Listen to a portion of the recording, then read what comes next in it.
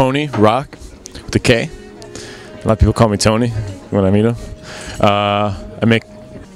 Right now I focus mostly on music videos, documentaries. I direct and edit music videos, do animation for music videos within hip-hop and R&B. Yeah, mostly hip-hop, but sometimes R&B and stuff. So different elements of a song inspire me. Sometimes it's just the demeanor of the artist, if it's the rapper or the singer, whatever it is. Sometimes it's their emotion or their passion that's inspiring. Sometimes it's just the beat itself. Sometimes it's what the lyrics, like, it really depends. Sometimes it's a mix. With the song Chicago, basically Fest is like a hero and of the city, and there's all these negative demons, which would be villains, I guess you could say. And he was basically fighting like these villains in the city. So I thought about that, and then I thought about I thought it would be really cool to make him just become all these different famous heroes and use all of those different powers, metaphorically, whatever, to fight the negativity of the city. And it's pretty much how it came about. I just thought it would be fun, and I think it was. My friends, I showed it to them. They're like, really? Yeah, that's awesome. Nice.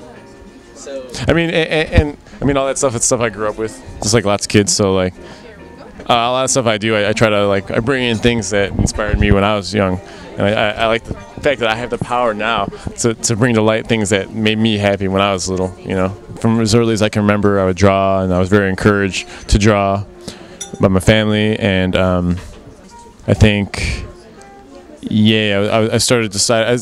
I read a lot of comic books, into Spider-Man, just Batman, you know, all that.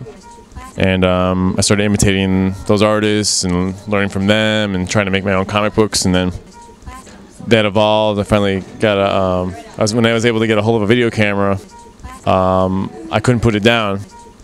And I just started, I just translated my comic book art to animation. And I had so many ideas. Once I had that tool, I utilized it to the maximum I could. To this day, I mean, I use a camera every day for something, and yeah, I found that it's the ultimate outlet to express myself. Because what I like about cameras and film is that it's limitless. Like with music's, I mean, obviously music's great, but it's only audio. With visual, I mean, with a film you have audio also. So it's like you have the option of audio, but then you have any option you want. That's what I love. You can do anything. So yeah, once I was able to use that tool, I just never stopped. Yeah, so I'm just really interested in stories, like people's stories and how things came together and what's behind things.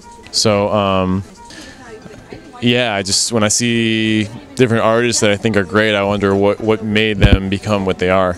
So I always want to tell those stories, and I really like finding the common thread and the common truth between things. So like, if I ever do documentary, I always try to be very thorough and get the most intricate details and talk to like even people you never would think someone would talk to, like the most obscure people.